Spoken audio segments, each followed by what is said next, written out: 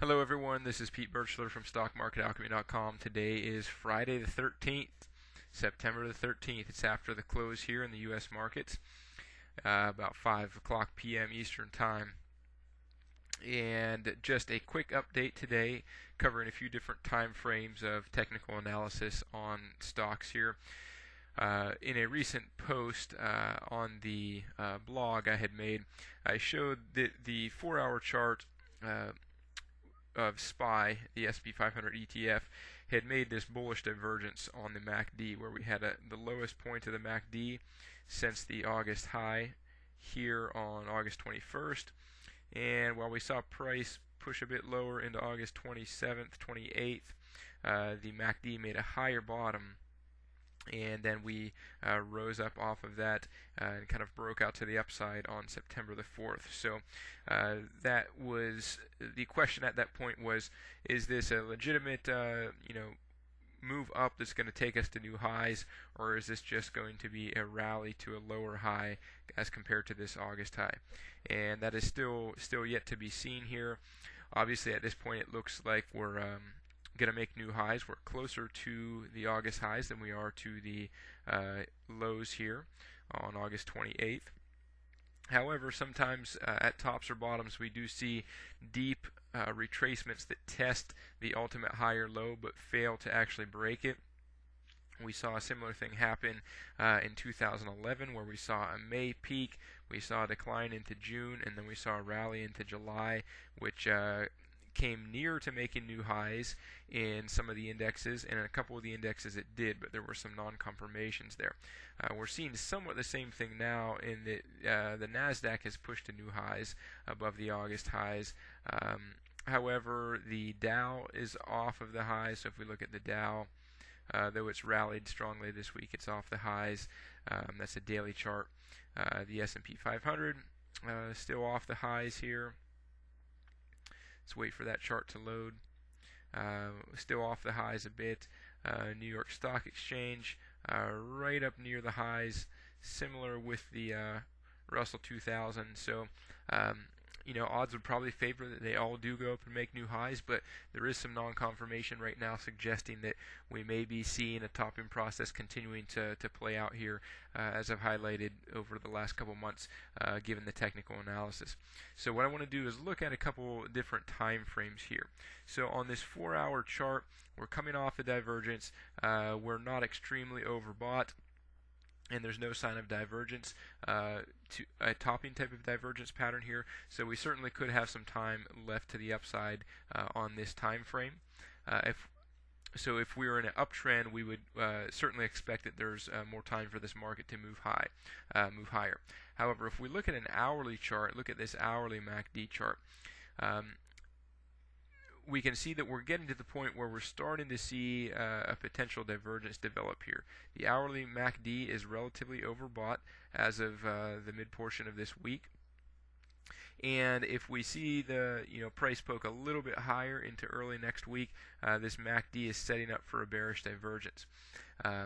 If this is a downtrend, if this market does fail to make new highs here, then seeing a divergence pattern like that at a lower high than this August high. So if we see a divergence pattern and then a sharp price break, if we see the MACD form the divergence and then move back below the neutral line, those would be some indications that maybe this will be a failed type of move and we aren't going to make new highs. So that's what to watch for in the hourly time frame is if we're long here, to continue to ratchet up stops as we see the MACD line cross the signal line and then break to new highs. We want to progressively kind of ratchet up the stop level here, which would be my suggestion on a shorter term trading basis. Now if we move to a daily chart here on SPY, we can see that the MACD had been below zero and is now crossed up into a buy signal on the daily time frame. So given that technical setup, the sensible place for the stop level would be right here, given the current action in the market, if we view this as a continuing uptrend.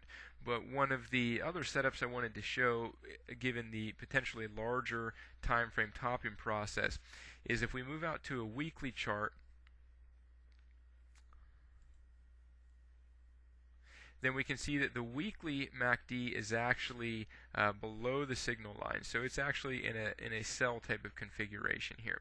So we have the weekly, the largest time frame here out of the four we've just looked at, is actually coming off a divergence here, and it's in a sell signal. But we have the daily, so one shorter time frame, crossing up into a buy. So if we do see that daily time frame fail to make a new high, and then the MACD cross down while this weekly MACD is still in a downward configuration, that's a pretty nice dual time frame momentum setup for a sell signal with a stop above whatever swing high forms here. So that's something to keep an eye on as far as the possible bearish scenario in stocks here. And just to understand how these kind of play out, there was a similar thing that happened at the 2011 high, where we had this big move up for basically a year from summer of 2010 into early summer of 2011. We saw a divergence pattern as stocks went higher. We saw MACD make a lower high, so that created the divergence. And then the MACD was in a sell signal here, even as the price was pushing back up towards the highs, towards the May highs. And it failed to make a new high, even though I believe the Dow and the Nasdaq did manage to push up to new highs in July. So we're in a somewhat similar position, I think, here. We have an overbought MACD coming off a divergence in the sell signal, and if we were to get a daily time frame here, we would see that the daily time frame had crossed up into a buy signal here, and didn't have enough time to form a divergence pattern. It just was kind of oversold, came up into a buy, and then when it rolled over, that gave us the nice dual time frame setup to short on the daily time frame while the weekly time frame was still down. So these are just some ideas on some potential trading setup opportunities here, depending on what your time frame is and what your market perspective is. That's the primary information I wanted to go over. On the sentiment front, I'll bring up one chart here. This past week, a couple days ago, we had a sell type of signal in the equity put to call ratio, and this chart here is showing the equity put to call ratio with basically a Bollinger Band type of setup, so one standard deviation band in red and then a 5-day moving average in blue. Whenever the moving average goes below the lower band, that means basically there's not fear in the markets, there's complacency in the markets, there's very few puts being traded, very little hedging taking place in the markets, and that's what we saw here just this week on the equity put to call ratio. It came close to doing that on the total put to call ratio as well, but the average didn't quite poke outside the standard deviation band. Now, also of significance is that the actual 5-day moving average, 5-period moving average of the equity put to call ratio was down here around 0.5, which is the lowest it's been since early 2011, and that was in just after Christmas time, which is often a time where we do see low put to call ratios in a rising market. There tends to be a relationship there. So I think this is significant in that we're in a seasonal time frame where we're not near a holiday time frame, and we're actually in the time of year that is typically the bearish portion of the annual cycle. So we're seeing relatively extreme optimism based off of this gauge in a non-seasonal fashion at a time where we may expect stocks to be weak. So I just think that this is something that is another red flag that even though we're pushing a bit higher here off of this recent August low, this might not turn into a sustained move to the upside in stocks here. So as far as on the other sentiment fronts, we would see rough agreement between the volatility index as well. Is there's some divergence type showing up or non-confirmation in the volatility indexes. And I think this is something just to basically monitor over the next week or two here. Basically, this is just another added confirmation to a potential short setup here. I don't think this is great news for the longs to hold longs. Ideally, we want to buy low and sell high. And how do you know when to sell high?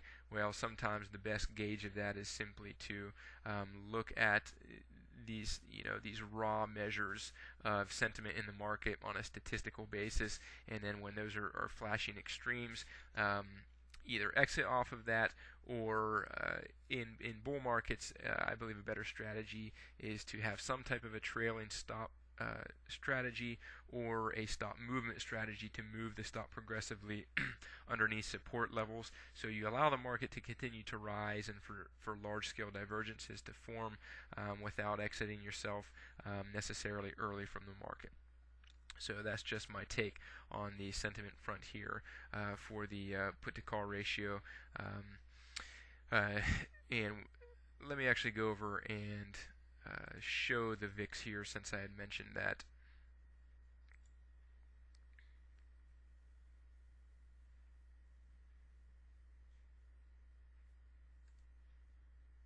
So we can see the VIX is still a good ways above its August lows, despite the NASDAQ being at new highs, the New York Stock Exchange being very close to new highs. And I've talked about this before repeatedly, is that oftentimes at tops we see non-confirmations where the normal inverse relationship between the VIX and stocks, the correlation doesn't break down, but we don't see the VIX hitting new relative lows as stocks are hitting new relative highs. And we're continuing to see that happen, and it's continuing to build since March of this year, where even though stocks made new highs in the summer, the VIX didn't make new lows, and even though we're seeing some of the indexes push to new highs again here, the VIX is still well off the lows. So just maybe an indication that the market is not set for a trendy type of low volatility time.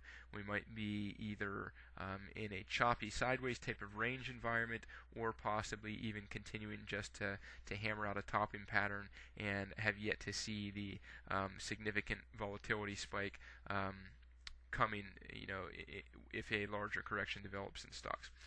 So that's my take on the U.S. markets here. If there are any questions or comments related to that, anything specific that charts you'd like to see compared to what I usually post, then or make videos about, then just drop me a comment and I'll try and get some information out on that. But that is all for today. All the best to your trading.